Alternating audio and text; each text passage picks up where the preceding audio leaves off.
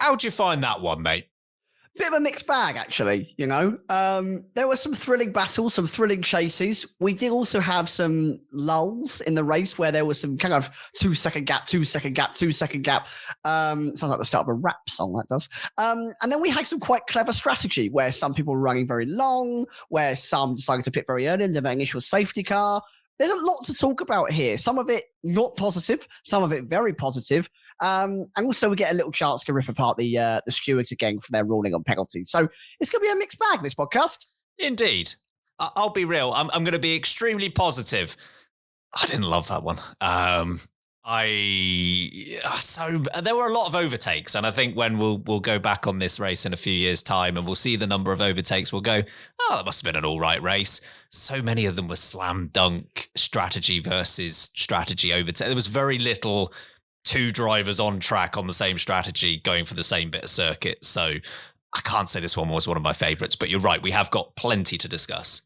An interesting battle in the midfield that we'll get to a little bit later on with Williams versus the Racing Bulls team. We've got Mercedes to discuss, who finished this race in 5th and 6th. Ferrari, as mentioned, getting their first podium in an actual race so far this season. But we'll start with Oscar Piastri out front. We'll get to the first corner incident in a moment, but just to reflect on his race performance, obviously took the lead as part of the pit stops where Verstappen took that 5-second penalty. Looked fairly comfortable from there. Didn't necessarily extend his advantage very much on the rest of the field, but never seemed to be in much problems either. What did you make of his win and consequently him taking the championship lead? First half of the Grand Prix for Piastri, I was really unsure if he was playing the long game with tyres and just trying to stick around that kind of 1.5 second mark to 1 second mark from Verstappen, and hope that Verstappen is pushing to try and get that gap out after he picked up that 5-second time penalty, and going, it's all right, I'll just sit here, I'll let my tyres do the work, and the moment you push too hard, I'll capitalize, I'll push forward again, and I'll start to reel the gap in very quickly.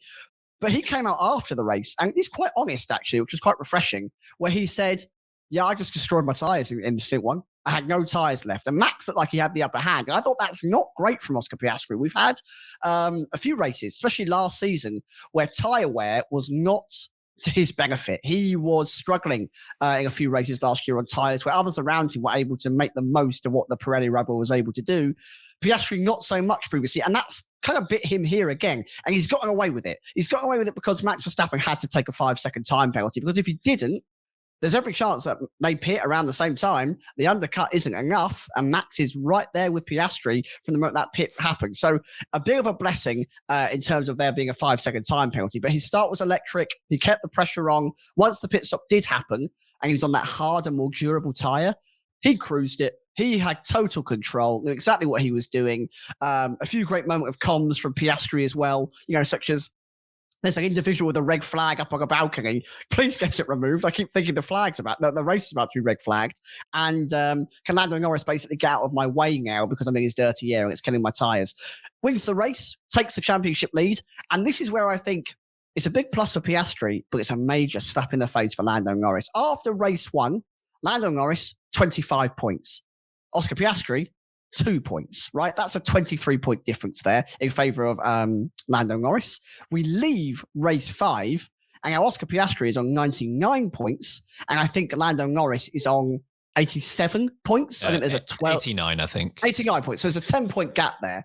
So that's a 33-point swing over 5 races. And Lando Norris's performances have been first, second, third, fourth.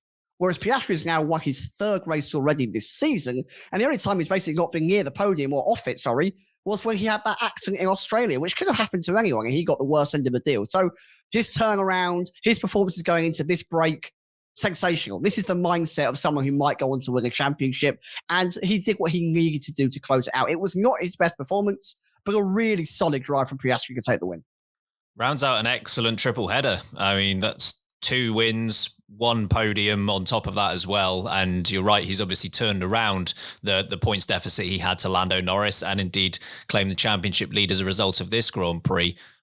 He's been excellent these last 3 weeks. And, in terms of qualifying, he's been on it. In terms of the races, he's been on it. And He claims back-to-back wins for the first time in his career. He's the only driver to have multiple wins so far this season. That was true going into this race, and he's just extended that further. The Grand Prix itself, I think he did a very good job. I know he wasn't particularly happy with that first stint, but in all honesty, I think he needed to do what he needed to do. Like, he was staying within a couple of seconds of Max Verstappen, which we know the 5-second penalty was in effect. So that was always going to be enough, even with Verstappen trying an ambitious overcut. I know he got a little bit closer earlier in the stint where he would sort of get into DRS range, occasionally get to maybe 6 tenths and then sort of fall back a bit. That wasn't sustainable for any driver in any team in this sort of Grand Prix. We saw that even though tyre wear was a little bit more difficult to manage, it was still far more effective to go about that strategy than it was to add in a second stop, which was a shame, I think, for the Grand Prix as a whole. But I think Piastri did what he needed to do on that first stint. Second stint, I don't know what margin he could have won this race by, but I'm pretty confident it was more seconds than what he won it by. Given that he had done a considerable amount of the race on that hard tyre, and then on the last lap was still able to set the fastest lap of the race. Yeah, I mean, he had some all right pace. And if he needed to pull out more, he would have been able to. So I thought he was excellent. And like I said, it caps off what has been a great 3 weeks. It has. Let's talk about the incident in turn 1, Ben. Firstly, right call, do you think, from the stewards? I'm against the majority on this. I thought this was the wrong call. I don't think a penalty should have been applied. You think that they were close enough alongside and Piastri didn't leave the space, and that meant that Verstappen had to take off the road? Yeah, this is where like my interpretation of what racing should be doesn't coincide with what the rules say. Within the letter of the law, yes, it should have been a penalty, but based on what I think racing should be, no, I don't think it should have been. I thought they were side by side going into the corner. It didn't look that way because Piastri had the apex, whereas Verstappen was taking the wider line, but I think they were side by side. And my belief as to what should and shouldn't be penalised has always been the same. If Piastri leaves that space and Verstappen cannot make the corner, as Piastri 40 wouldn't be able to, at that point, Verstappen gets a penalty, 100%, no doubt about it. But because Piastri doesn't leave him the space, we never find out the answer to whether Verstappen could have made that corner or not, in which case I think it's completely fair that he was keeping the position because he was forced out there. I know that some people think, and the rules say, that if you are on the inside and you claim the apex and it doesn't matter how far you come back from, that means you can do whatever the hell you want into the corner, and the guy on the outside can I can't say what I want to say. Make himself a cup of tea. Make himself a cup of tea. That's a far better phrase than what I was going to use. But that's just not the way I like to go racing. So in terms of my interpretation of what I want racing to be, no, I don't think they got it right.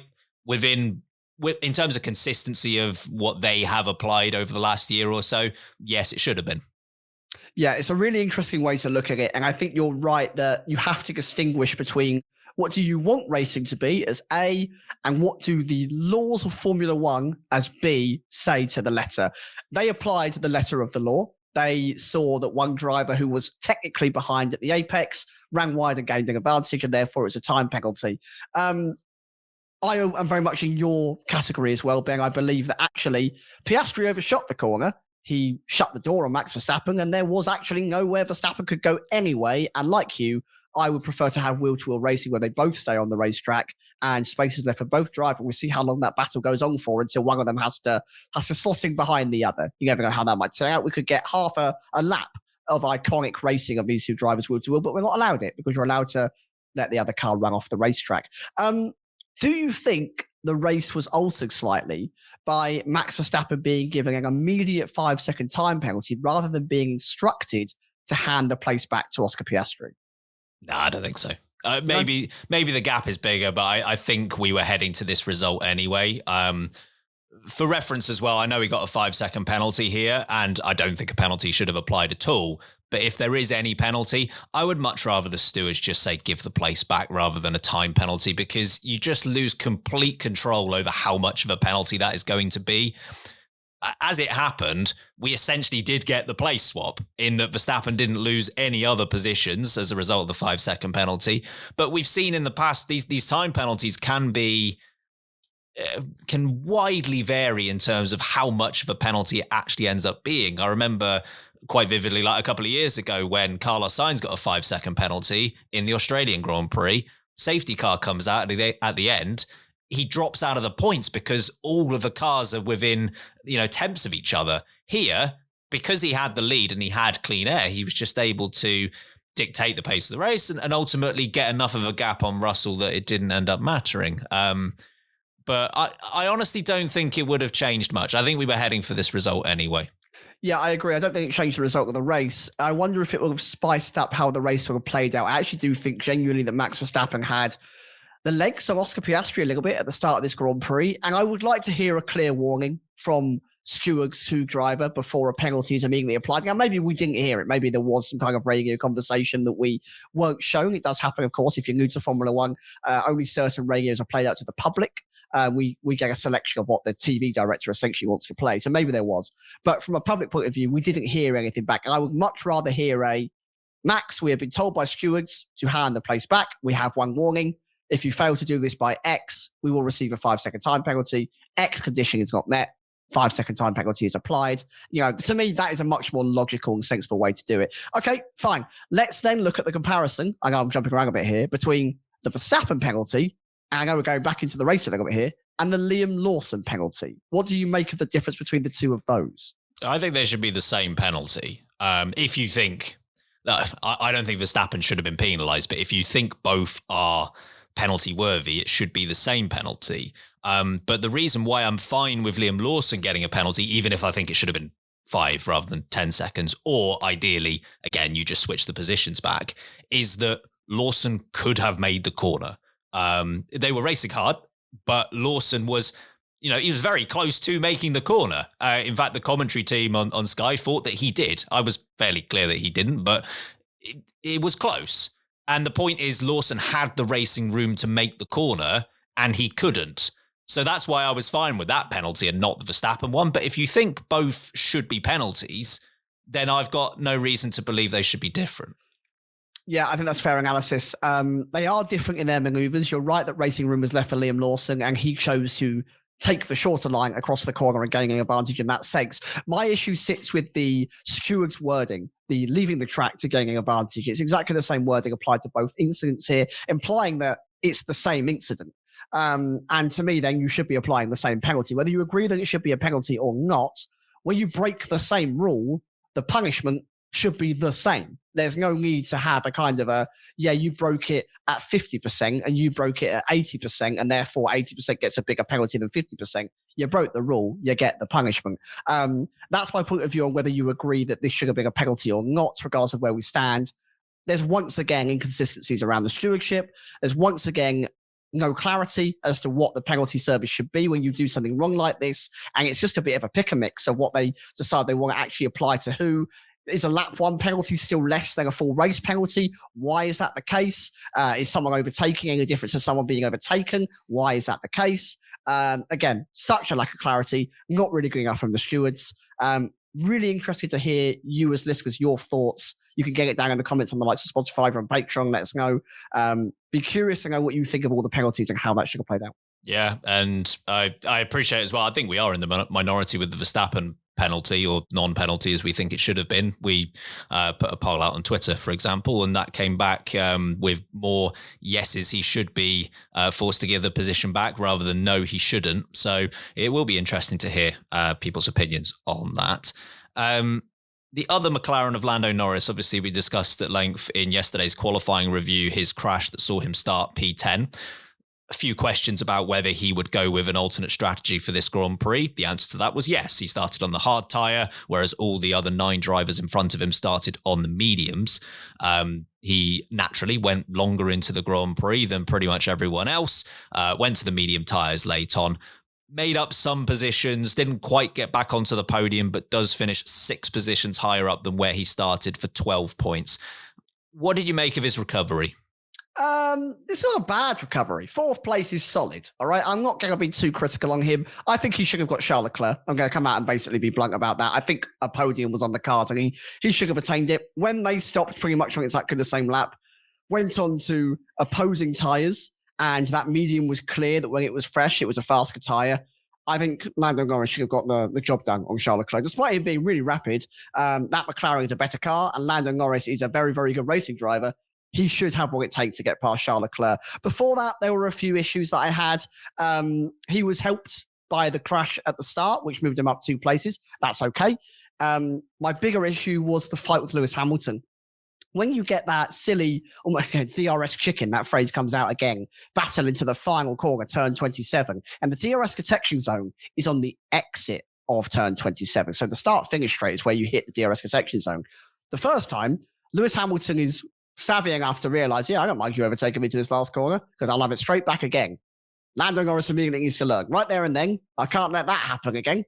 I need to make sure that I'm the car behind going into the start-finish straight, and I'll get my DRS. Second time around, Lewis Hamilton is a little bit on the line, a little bit naughty with how he slows that car. I've got a question on this. Yeah, fire away. Australian Grand Prix last year, Fernando Alonso versus George Russell. George Russell, if you remember, crashes directly behind Fernando Alonso. Alonso is given a penalty. I didn't think it was fair, but Alonso was given a penalty because he broke earlier than he had done in previous laps. What's the difference between that and this, other than Norris doesn't crash? Because the action... That's your answer. That's your answer. But it shouldn't be. No, you're right. It shouldn't be. But the FIA will only investigate it if something has gone wrong. They won't look into it. The telemetry will be there. Because Lewis Hamilton did let off that throttle. He may not have braked, but he let off that throttle certainly earlier than he has done. And Norris had to take evasive maneuver. He had to pull out quickly and get down the inside there. And it could have been a monumental crash. And Lewis Hamilton's got previous on this bit of the track.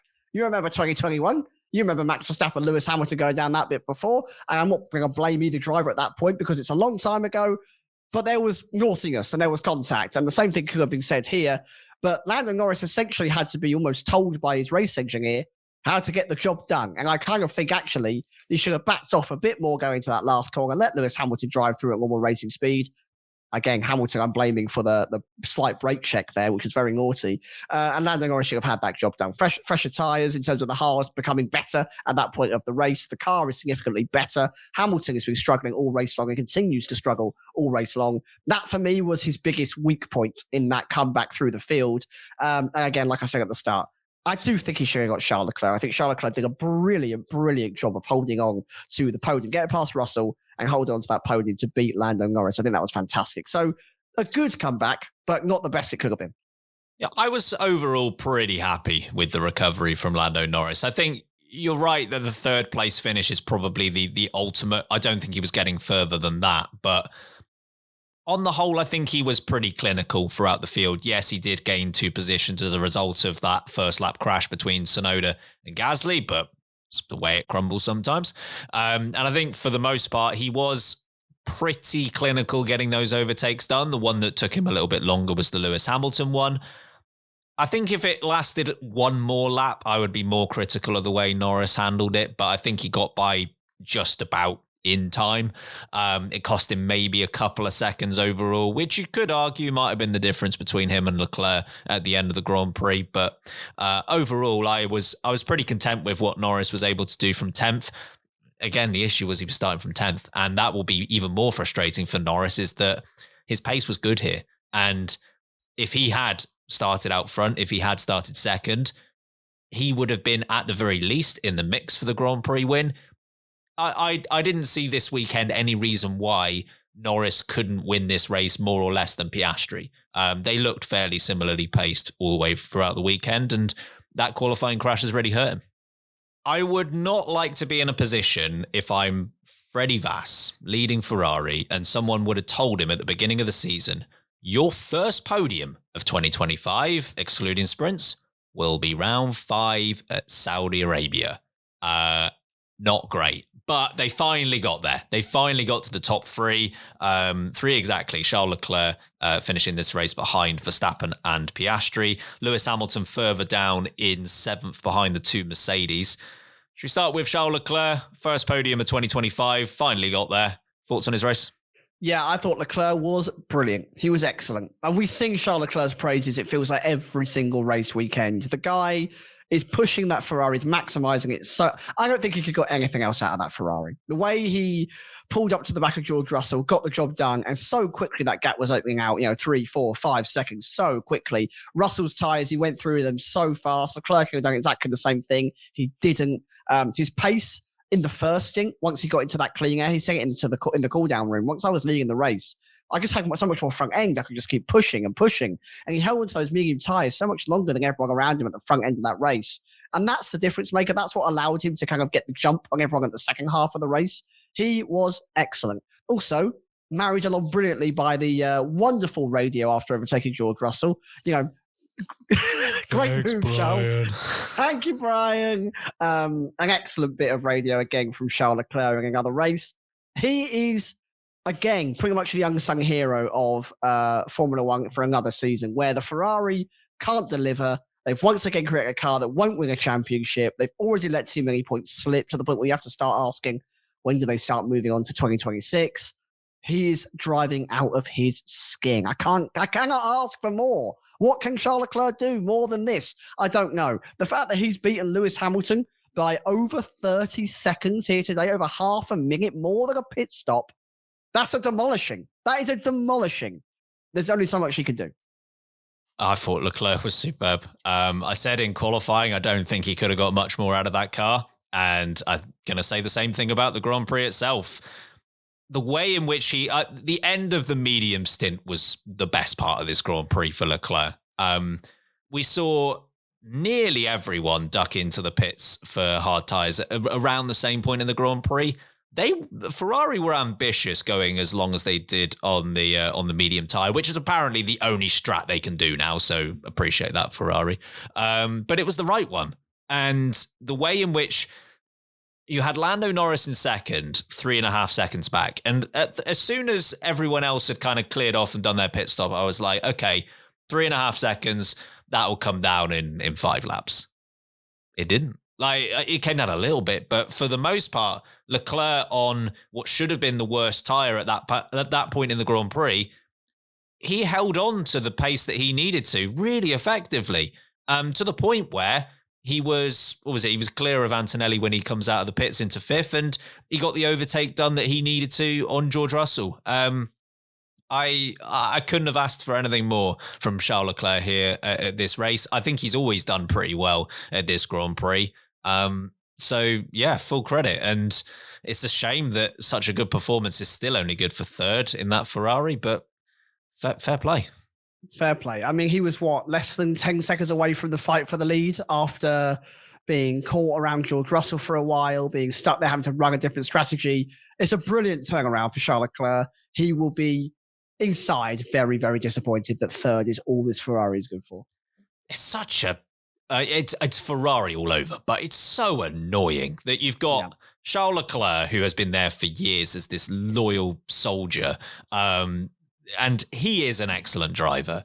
And operationally, they've let him down so often, but they've sorted that out. Their pit stops were phenomenal all day. 2 seconds from Ferrari. Yep, and Lewis Hamilton's one, the slower one, was 2.1. Like What do you want? They are on Red Bull pace from a couple of years ago in terms of these pit stops, and it's still not enough because the car's not quick. And the strategy is actually okay. Yeah. The strategy calls are good at the moment, even with their weird Delta, Bravo, Oscar, Papa, Quebec calls that they might be making over that radio. The car is just not fast enough. There's something in it, but I don't think they know how to unlock it. It's just this ongoing puzzle of you've got all of these different things that you need: strategy, pit stops, a fast car, fast drivers. And as soon as you move one to in the yes position, one of the others just falls back down. And it's just this ongoing game that they're playing that they can never win. You know that riddle of you've got a fox, a chicken, and some grain on one side of the river, and you've only got one boat, and you have to get them all to the other side of the river without the other eating the other. That's Ferrari. They're just stuck permanently with the grain and the fox on one side. You do 40 different steps, and then you realise that you're actually where you started. Back at the start again. Ferrari. God damn it! You mentioned Lewis Hamilton as part of that. He finished 7th here behind the 2 Mercedes drivers. Looked to be closing in on Antonelli in the second stint, but as soon as he got to within about 2.5 seconds, that gap seemed to not change at all. Your thoughts on Hamilton, who seemed to have another struggling weekend? This is his worst weekend of the season. Qualifying not good enough. Race pace really poor. He had a good start and that helped him. He got out in front of Sainz, and that meant he had some clean air, because I think he'd have been even further back if he got stuck behind that that Williams, sorry. He could not touch the Mercedes where Leclerc could beat both of them comfortably. He had better tyres than the cars all in front of him. Couldn't get the gap down. Took him ages to close the gap down to Hajar, while Antonelli caught up and passed him very quickly. 30 plus seconds away from your teammate who's picking up a podium in your P7. If that was Verstappen and Perez, I'd be laying into Perez. And I've got to do the same for Hamilton here. I get that the car isn't clicking with you perfectly. I get that you're in a new team, but you're a 7-time world champion. You have 105 race wins. This is not good enough now. It's not good enough. You've had leeway, you've had time, you've had adjustment. Lewis Hamilton, right now, you are not good enough for what's going on at the moment. And that is not a big enough support of what Ferrari need. They haven't got a race-winning car, but if they're going to start progressing and developing, he is not delivering. He needs to start finding that pace that he's got. It's another instance where qualifying is really dictating what happens on race day. We saw it somewhat in Bahrain, where even though overtaking was far easier than what we had here at Saudi Arabia, as soon as Hamilton had got all of the overtakes done that he needed to, because he'd been out qualified by cars that he probably should have been ahead of, he was 10 seconds behind Leclerc. And at that point, you're not gonna make up that 10-second gap on a driver as good as Leclerc. It's a similar story here, except the overtakes were even more difficult to come by. And if he starts 4th, if he starts 5th and alongside Leclerc, there is a reasonable chance that he keeps pace with him. But he's not. And that's the problem that he's facing. Like, as mentioned as part of the preview, this race was always going to come down to whether that increased tyre wear was going to lead to some more frequent overtaking, some different strategy plays, or would it just lead to more management from all the drivers? Ultimately, we got the second of those two situations. There was just a lot of tyre management going on. And even though Hamilton did look pretty good in that second stint, it doesn't matter when you're so far away from your teammate by that point. We've had it twice in 2 weeks where there seems to be a part of the Grand Prix where Hamilton, it starts to click for him. And it's just coming too late and it's coming too infrequently. And he needs to find a way that from start to finish on a race weekend, he's on it versus his teammate, because it's just not happening at the moment. Yeah, I actually have to disagree with you a little bit about the qualifying being the difference maker. He got right behind Kimi Antonelli pretty much from the second corner of the race, and he couldn't keep pace with him. Whereas Charles Leclerc was able to stick right with Russell and then pass Russell and pull away from Russell, and Kimi Antonelli was nothing, wasn't part of the story. Lewis Hamilton couldn't even match Kimi Antonelli's pace on a track that Kimi Antonelli has not been to, has no understanding of properly in terms of a Formula One race weekend. Lewis Hamilton was within 2 seconds after about 5 laps, and the gap grew and it grew and it grew. And even when he put on the newer, fresher tyres, it took him so long to start getting to that point where he was matching Antonelli. And he was a second a lap slower in race pace than Leclerc. A second. That's not good enough from Lewis Hamilton's point of view. I don't think even if he started in front of Leclerc, it would have mattered. I think he could finish behind Leclerc comfortably, probably behind Russell, and there's a real chance he finishes behind Antonelli. This is his worst performance of the season. He came into the weekend saying he needs a brain transplant to fix this. Lewis Hamilton is a sports psychologist. He needs to get him to put it together and start seeing what Hamilton can do, because if this goes on for the whole season, it's pretty damning. I mean, my point about qualifying is mainly Leclerc was able to pull off the strategy that he was able to because of where he qualified. And as soon as they knew that they were going to have a fairly big gap to get him back into the race ahead of Antonelli, they could have probably gone on another 5 laps and he still would have had enough time to get ahead of Antonelli. I think my point is that Hamilton could never do that strategy, because if he does that exact same strategy, he's coming out behind the Williams guys, behind all of them, and he's going to have to work his way all through the traffic. And at that point, he's going to be in the same situation that as if he does all of that, and it is a big if, he'd have used up his tyres anyway just to get back to the same point. Leclerc is driving well enough in qualifying that he's at least giving Ferrari some options about what to do in the race. Hamilton isn't doing that at the moment. No, he, once again, another whole race in no man's land, essentially, for Lewis Hamilton, just sat in this weird gap between the front guys who can all keep pace with each other and the teams who simply aren't fast enough to race them. It sounds like Hamilton might not be a contender for driver of the day, but we're about to find out who is. The verdict is in. You're the driver of the day. You're the driver of the day. You're good at driving. Who have you got? I'm going in easy. It's Charles Leclerc. He shouldn't be in third place. I think whilst the race pace of that Ferrari was really, really good, he shouldn't be that close to Verstappen and to Piastri. He shouldn't have held off Lando Norris, and he should not have demolished the Mercedes that easily. And his teammate being that far back, that tells you everything you need to know. He was sensational this race day. Easy dubs for Charles Leclerc. Yeah, I essentially boiled it down to Leclerc or Piastri. I didn't think there was a third contender. I went with Leclerc as well. Both of them did their jobs excellently well. In terms of the midfield and further back, I didn't really think there was a contender that was quite on the level of those two. Carlos Sainz, obviously, I think has got the most out of this Grand Prix that he possibly could have done. So he had a great one. Also, great teamwork from him. Yeah, we'll discuss that a little bit later on because, yes, teamwork certainly played into Williams getting both of their drivers into the points. Fernando Alonso in 11th. I know he didn't score any points, but I think he's...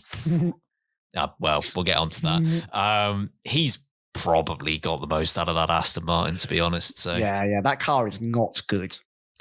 All right, from best driver of the day to worst driver of the day. Get in the bin. Worst driver of the day. Bin. Worst driver of the day. You suck at driving. Who have you got on this one? Yeah, trickier, I think, actually, than best driver of the day. There's a couple that it boils down to for me. I think Lewis Hamilton is genuinely a contender. To be that far off is just simply, it's not okay. Yuki Tsunoda, we'll get onto it later, but the crash is his fault. Some people, I think, might shout Liam Lawson out, but I don't think he deserved that 10-second time penalty, and therefore that set him back further than it was. He was relatively close to Hadjar as well for most of the weekend. Hadjar was just a little bit better. So I'm going to go with Lewis Hamilton. I am going to go with Jack Doohan. I do have some sympathy for the drivers that qualified quite low down the grid because there was very little they could do. That strategy call for the safety car was a bad idea. I don't know how much difference it would have made either way on this one because Esteban Ocon, for example, took the same strategies, finished one position behind Behrman. I think ultimately with Doohan, because Doohan and Bortoleto ended up like a 10th separating them at the end. And I think they maybe had the worst races between them. But I think that Alpine, in the hands of Gasly, could have scored points. I don't think that Sauber would have scored points in the hands of God. So I'm going to go with Doohan as a result of that. Also, again, just playing to this whole strategy didn't end up mattering for Doohan or Bortoleto. They went different ways. Like Doohan made that second stop for a new set of hard tyres. Bortoleto didn't, and they end up separated by a 10th, proving that I don't think anyone outside of the top 6 or 7 teams could have done much about this race. He did beat Gasly, though. He did beat Gasly. That is very true. Can't argue with that. No. And what about Big Brain Strat? Bob, we're gonna need you to box for wets. What? It's not even raining out. What are you talking about? Yeah, and Bob, if you get a chance, let your teammate pass you. What? He crashed out. He's not even in the race. Anything to consider here? Yeah, I've gone for a serious one, and it is the one I just mentioned with Carlos Sainz. I thought the teamwork to keep Albon in the DRS was a really clever play. I think there's every risk there that Carlos Sainz were to drive off into the sunset. Albon will be left vulnerable. And I think Hadjar was on a bit of a stormer at the end of that Grand Prix. And without the kind of the protection of the two drivers together, they may have risked losing both those positions to Hadjar, let alone one of them. So great call. Well done to Williams for actually working as a team. It took Crofty on the Sky F1 a moment to really understand what was going on. But shock. But at least Martin Brundle was there to kind of help him and guide him through to the understanding that we all got the first time. I thought that was a great call. I agree. And I've almost got the same thing. The only difference is you've gone for the good part of it. I've gone... I've just remembered what you're saying. I've gone for the... What the hell happened on the last lap? You got really lucky, Williams. Because Carlos Sainz, I don't know why, whether it was Carlos Sainz decided, Alex has got enough left to deal with Isaac now, I'm going off, or whether it was something to do, I don't know what the reason would be. But for whatever reason, that DRS strategy wasn't in effect in the final lap. Carlos Sainz was like 2 seconds up the road, and Alex Albon still has Isaac Hadjar behind him to the point where Hadjar was close to a cheeky dive bomb into the final corner. And if he pulled that off, there would be question marks because, again, the strategy was brilliant. Yeah. You were 1 lap short. Yeah, it's like Albon suddenly started to drown and Carlos Sainz swam off with the life preserver. It looks that way. I assume there's some sort of explanation for it. I wouldn't be surprised if traffic of a lapped car maybe came into play because there was a couple of cars back there that were very far back. I don't know. I mean, Piastri wasn't lapping Bortoleto and Doohan. That's true. That's true. Yeah. It was fairly late in the race. And that group was a long way behind as well. I'd be quite keen to see the onboard of Alex Albon for the last 5 laps. Yes, same. Mercedes, let's move on to them. 5th and 6th place in the Grand Prix after George Russell started on the second row of the grid, both Mercedes falling back slightly on where they qualified, and George Russell in particular really struggling in his second stint. Did you expect more from them? I don't know if I expect more from them. Practice kind of came true, right? FP2, you look at the longer runs, you look at how those race runs were running out. Mercedes weren't as good as Ferrari in those longer runs. And Max Verstappen is the exception. Lando Norris, of course, in qualifying had to start further back. So that didn't help them. They were expected to finish behind both McLarens and Verstappen, I imagine. Maybe Russell a bit closer. Leclerc beating them that comfortably is the only thing that I think may give them slight cause for concern. They may look at this and go, if there were 2 Leclercs in this race, there's a real chance we lose another place to that Ferrari and we're in trouble. I think Antonelli has a solid race again. I think he's taking small baby Kimi Antonelli steps towards progress at every single Grand Prix that we get to now, which is good. It's the tyre wear that will concern them. And it does seem to be the weakness that they have in comparison to the likes of Red Bull and McLaren. Their outright pace is looking pretty close. They seem to be like a challenge, a McLaren, a Red Bull, the Ferraris when it comes to qualifying, and that puts them in a good stead for the races. But when we get to a track that's got higher tyre wear, or you need to do some conservation and management, and they're being pressured, as George Russell was by Charles Leclerc and Lando Norris, of course, towards the end of the Grand Prix, they can't seem to hang on the same way that the others can. And that could be the difference maker between podiums, between good points. That might cost them little bit by little bit across the entire season, meaning that they fall behind the likes of Red Bull properly, McLaren even further, and maybe Ferrari do get the jump on them. But I think them two being together again shows that the drivers are performing well, and it's more the car that just needs a little bit of work.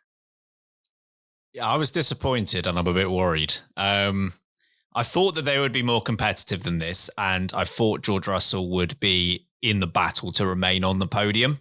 If Verstappen could do it, if the Ferraris could do it, I thought Russell could do it as well. And indeed, in the first stint, it looked fine. The problem is when we got to that second stint, if maybe there was a specific issue that really was a one-off, and we aren't going to see that again from George Russell, but he was losing a lot of time on pretty much everyone inside that top 7 to the point where he was worried he might not even make it to the end. And even though Lewis Hamilton wasn't able to get the move done on Antonelli, we saw Hamilton seemed to be better on the hard tyre than what Antonelli was. So it's a bit worrying. And I don't really understand why they struggled so much, because unless I've got my tyre compounds wrong, the hard tyre this week was the soft tyre last week, which they were very good on. So... answers on a postcard, because I don't understand that whatsoever. It is the first time that we've gone, or we've generally used the harder sort of sets in the Pirelli range to this point. This is the first time I think we've gone to the softer range. Maybe Australia also had the softer range, but we were on the wet and intermediates on that anyway. I just expected a lot more from them. They didn't seem to have enough compared to Ferrari, particularly late on. With it being hot in Miami, typically, are you concerned that this form might continue rather than see them improve?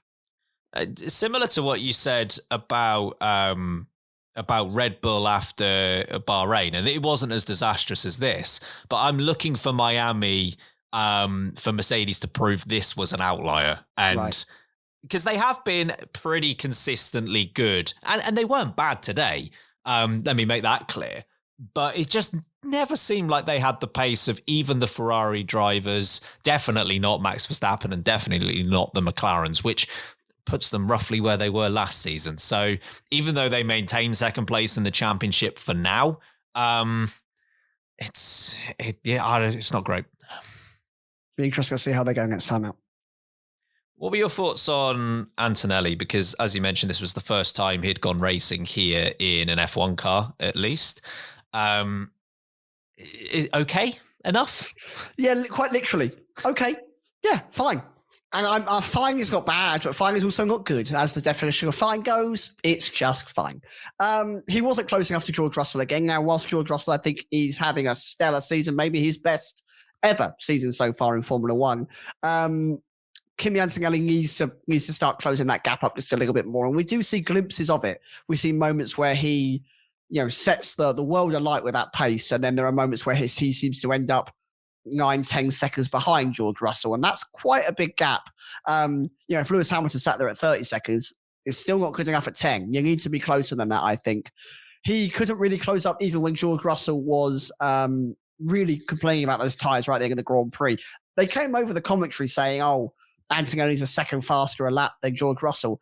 It didn't really display too much of that in the timing tower. The gap never really came down under 10 seconds by too much. I mean, late on, he was quite a bit quicker because that gap was closer to 20 seconds at one point, I think. So, which is just not good enough to be nearly a pit stop apart from your teammate. And he does need to work on that.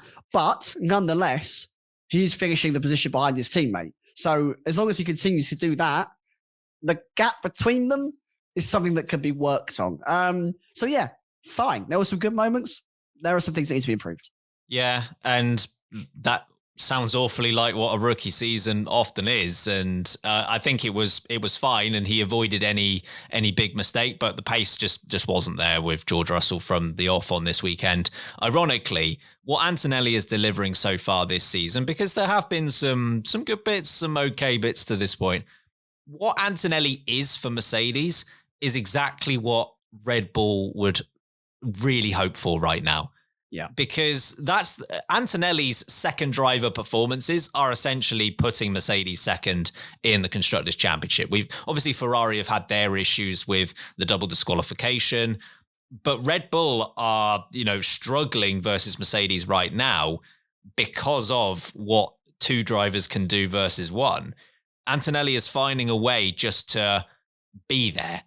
Even if he's not got the outright pace, he's 5-0 down in qualifying to George Russell. He's regularly not in that fight for pole where Russell is. And even today, like we've mentioned, there are a number of seconds separating the two drivers.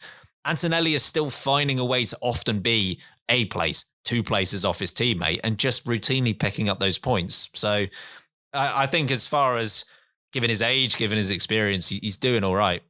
Yeah, I think you give it till the end of this season, the difference between him in the likes of Abu Dhabi compared to now will be day and night. I really think he's got a very high ceiling. There's a lot to work on, and that's okay because he's a rookie. Williams versus the Racing Bulls team. We'll move on to that next. So we've already discussed this somewhat as part of Big Brain Strat, where Carlos Sainz and Alex Albon essentially worked with each other to finish 8th and 9th in this Grand Prix, which is good for 6 points. Racing Bulls walking away with just 1, with Isaac Hadjar in 10th on the medium tyres late in this Grand Prix, seemingly quicker than both of the cars in front of him. But with Alex Albon having DRS off of his teammate Carlos Sainz, he wasn't able to make an overtake happen. I guess the discussion going into this race was probably closer to Williams versus Gasly than it was Williams versus the Racing Bulls. Pierre Gasly and Yuki Tsunoda, made that a very short story. Sure. But if Williams took advantage like they should have done. I think so. I'm in terms of actual race positions, Williams can't get any higher than this. I don't think they're going to beat Lewis Hamilton. I don't think they're going to challenge the Mercedes. 8th and 9th is where they want to be. I think, weirdly, the thing that's concerning for Williams is they had to deploy a very unusual, not often seen tactic where these drivers are essentially dragging one another along to stay in front of a Racing Bulls car, which actually consistently shouldn't be as fast as that Williams. That Williams should be better than the Racing Bulls car. And Ross Hadjar, I think, had a very interesting strategy. He basically ran one of the longest on that hard tyre, went onto the fresh mediums, did a good job to catch back up. The only reason they stayed in front was because they had to help each other. And if they didn't, there is a real risk that he could have beaten one, if not both of them. So I think that may give Williams a little bit of cause for concern that the Racing Bulls here were closer than they ought to be. But overall, I think Williams walk away and go, yep, we've extended our gap over Haas. We're now the 5th place team in the championship by 5 points. Other teams are going to start cannibalizing the others when it comes to picking up the odd 1 or 2. This is where Williams should now kick on for the rest of the season. They should start to solidify being 8th, 9th, 10th. One of those every single time, both drivers, 8th, 9th, 10th. They have the pace. They have that driver lineup. This was well worked by them. And as you mentioned, Ben, they so nearly managed to throw it away right at the end. And maybe we can look into why that happened. But they had to play games to make sure it worked out for them. And I was surprised that Hadjar was able to be so close to them for the final seat of that race. I think Williams have done brilliantly well here. And I appreciate that the whole Gasly incident might have made life a bit easier for them in terms of that particular fight. But I think they've nailed this. So strategically, both starting on the medium tyre, obviously, we saw that Oliver Behrman essentially triggered the round of pit stops that we had. I think he was the first driver that came in for the hard tyre. And Albon and Sainz, in terms of the strategy, they got it spot on because Lawson, I think, pit a little bit earlier than both of them. But they got both of their drivers in at the exact right time that they both cleared Lawson. And that was crucial for their Grand Prix. And at that point, as soon as they'd covered off all the undercuts, which is, of course, what they had to do on that strategy, I think they did a good job getting through some of the traffic because they had to make a lot of overtakes to get their 8th and 9th place in a way that Hadjar didn't. Whilst Hadjar, I think, had a good Grand Prix, and his start was brilliant. And that's ultimately, I think, what caused his race to be so good was his start. Making his way past Fernando Alonso quite early on. I think he made maybe 4 positions early on in the race to be 10th. That way, Hadjar was able to, as soon as everyone else came in, he had a lot of clean air to work with where nearly every driver on the grid didn't have more than a lap or 2 all day of clean air. And he used it effectively. But again, it kind of fell in his favor in a way that, say, Lance Stroll, who was on the same strategy as Hadjar, it didn't work out for him at all because Stroll kept on being behind drivers that he didn't want to be behind. Hadjar was able to use the clean air really effectively to the point where he comes out just behind Albon and Sainz on better tyres. But the way in which Williams, I think, used the worst end of the strategy to then use their 2 drivers together to see off Hadjar, I thought it was very cleverly done. If they didn't play that game, I'm pretty certain Hadjar gets past Albon with relative ease. Sainz would have been a few seconds up the road, so I think that one would have been closer. But ultimately, they've definitely gained a point. They might have gained more than a point by deploying what they did. So I think they nailed it. Do what you got to do, right? Got to be in it to win it, and they score points. I did want to say as well with Liam Lawson, I think he, outside of the penalty, I think he got a bit unfortunate again strategically because I think he was marginally the better of the 2 this weekend. I actually agree with you. His qualifying pace was really strong. He was right there with Hadjar the whole time. His race pace was really consistent. The penalty, the strategy call is bad. He gets caught up in a bit of traffic and a bit of issue going through that middle stint. If I think, that spins the other way, right on that kind of a knife edge, if that falls the other way, Lawson genuinely could have been the car that sits in 10th place if he gets his first point. Yeah, and ironically, I think we've almost had the same situation happen two weeks in a row where one of the VCARB drivers has got a good start and one of them's got a bad start, and it flipped for this race, and Hadjar's got the better one to get the best start on. So Hadjar didn't get a good start at all in Bahrain. Liam Lawson, I think, did. Yeah. And Liam Lawson, even though he had the penalties late on, he was able to use that, but they weren't very quick last weekend, and it still would have only got him like 13th or 14th place, even though he would have been the lead of that sort of slowest three teams. This week, VCARB were a little bit quicker again. We had a couple of DNFs, and suddenly the good start of Hadjar was able to be fighting for a point rather than 4 positions back in 13th or 14th. So that's Lawson's got to be careful. He's starting to pick up a few penalties here and there now. We've had a few races. I think he's had more races where he's had a penalty than he hasn't this season. Yeah, I mean, we saw last year as well. He was in the wars quite a bit with the likes of abrasive Perez, Colapinto, Alonso. Not all of them necessarily his fault, but he has been, involved in quite a lot of incidents to this point in his relatively short F1 career. Yeah, I wonder how those penalty points are starting to look. Indeed. I think you gave it away earlier, but just a quick mention on Tsunoda Gasly. Yeah, for me, this is on Tsunoda. They'll boil it down to a lap 1 crash, but those two cars were side by side, and actually the flowing line, Gasly, I think, had the racing line. He was slightly ahead, and you saw that Tsunoda's, when he exits the corner, he doesn't leave any room for Gasly. His front wheel hits Gasly's rear wheel, swings them both into the wall. For me, this isn't a racing incident. Gasly had cleared Tsunoda to a decent degree, deserved the racing room, wasn't given, and that resulted in an incident, which ruined both their races. So I genuinely think this one's on Tsunoda. I'll keep it short. I agree. I thought that was on Tsunoda as well. Cool. Bold predictions. That went well. Woo! So your bold prediction was that the winner of this Grand Prix would win by at least 25 seconds. Yeah, I realise now that was quite a large gap to have predicted. Didn't come true. I think we got maybe 2.5. Yeah. And even though I think Piastri could have won by more if he needed 25. to, it wasn't going to be 25. No. Harry, agonizingly close. He said that Fernando Alonso would score points. He's going to be hoping, refreshing the FIA documents to see if a disqualification comes through in 11th. I was in glee when that came through. I love Fernando. I want him to get his first points of the season, but not this weekend. I was... 2-parter, right? Yeah, I had a 2-parter, and neither of them were that far away, but... Go on, remind us. I said that the VCARB drivers would both get into Q3. They weren't quite 12th and 14th. They were fighting, but ultimately the wrong side of that top 10. And obviously, my prediction was dead at that point anyway, but I also said that Isaac Hadjar would finish inside the top 8. If they didn't play the games, he might well have got there. But yeah, you just need to scale it back. You did that last week as well with Alpine. Yeah, I didn't think either prediction was enough by itself. No, to be fair, yeah, I probably would have. It would have been borderline, I think. Yeah. So in terms of moving the abacus, you don't need to. Sam, you're still on 1. Myself and Harry are yet to get off the mark. Can't wait to win this season 1-0. Honestly, wouldn't surprise me at all. It happens.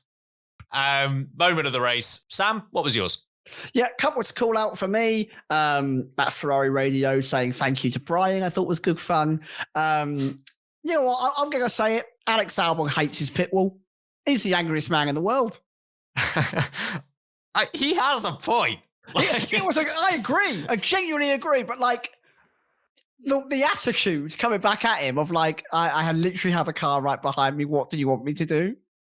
I'm with Albon on this one. I think his whatever the last one was a bit more of a what are you saying? This one was like, you are going so fast between walls that are that close to you, and you're being told by your race engineer that you're getting too close to the car in front when you've got a car 1 second behind you. Yeah. Like, do you want me just to give up race places just to cool the car down? What do you want me to do? You know? But my moment of the race was Oscar Piastri's outside move on Lewis Hamilton going into turn 22. Took him by surprise, used the tyre grip. And this is classic Piastri. We've said this before. His overtaking ability is so clinical. Rocks up, job done. See you later, mate. I'm off down the road. There's no batting around. There is no mucking about. He's not having a chit chat. He's got the job done. That was a great move. That is such a risk in that corner. You can run wide, you can lock up. The other car can't see you, might come over. He nailed it. And that might have been the difference in terms of making sure that wing was comfortably secure. Runner-up from me was Gabriel Bortoleto nearly killing his manager. That was good, wasn't it?